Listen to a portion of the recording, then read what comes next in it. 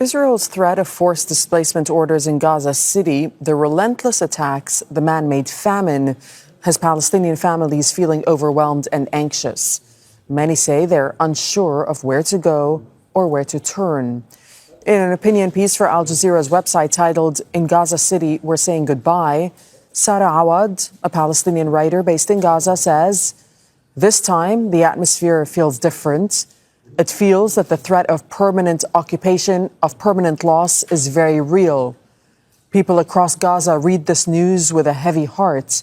There are many questions and few answers. Where will we flee? When will this start?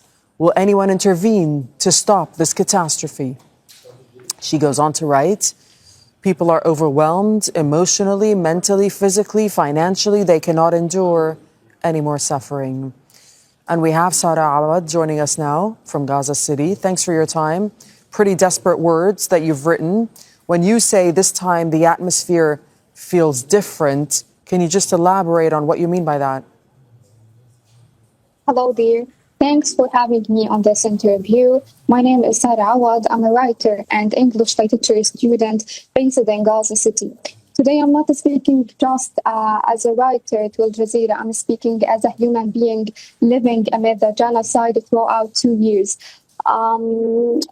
When I wrote my article on Al Jazeera English for Jazeera English, actually, I need every word in the deepest meaning. This time, actually, yes, the atmosphere feels much real. We know that Israel's plan holding so much like evil plans and intentions towards or against Palestinians in Gaza. This time the situation is terrible. The situation is dire, holding and carrying so much of uncertainty. We actually waiting for the unknown future. Receiving an evacuation orders feels or means nothing when we have nowhere to go. We don't know where to flee. But that's just it, Sara. I mean, when families receive these forced displacement orders, they're facing the impossible choice of fleeing or staying. But if they flee, where do they go to?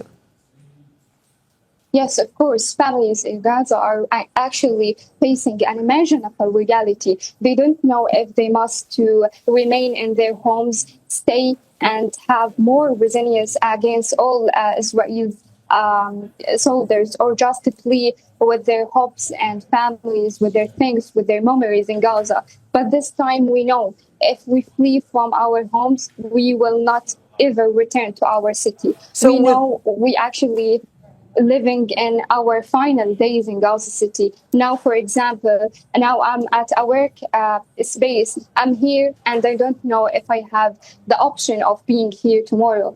I don't know if I have the option of living like a next day in my home. But all the time I'm wondering why I must to flee and live in a tent while my room is here, waits me to live and sit in it. What is the idea? It doesn't make sense to leave my home. Why they actually practicing and treating us as not a human being? They force and starting their forced eviction towards all Palestinians of Gaza for nothing. So, Sara, with most of Gaza, just let me point to the fact that as you speak to us, we are playing on our screen some of the photographs that you've taken from different parts of the Gaza Strip. And with most of the Strip under forced displacement orders or within Israeli militarized zone, tell us what that actually looks like on the ground. On the ground, actually, the dire situation carrying so much of uncertainty, as I said and mentioned before. Now, like just an hour ago, Saftawa Street receiving a new evacuation order. It's actually very near to my neighborhood, so I don't know if we are the next receiver evacuation order. People, like every time you are walking on the streets, you will see many families collecting and packing, fleeing from their homes to the uncertain and unknown future. They actually hold nothing, but yet they hold hopes to a ceasefire will come soon. We don't know if we have to leave actually or flee, because we actually living in a cycle of packing and fleeing every day. Like just collecting your crucial things, it's not easy. You are collecting not things or clothing, you are collecting memories. Like I'm child of Gaza City. My old memories are here.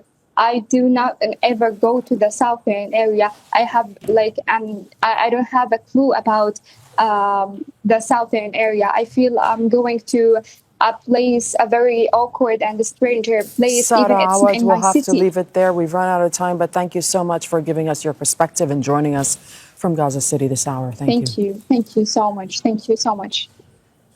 Don't miss out. Get the full picture. Subscribe to Al Jazeera for reliable news, expert insight. Like, share, stay ahead.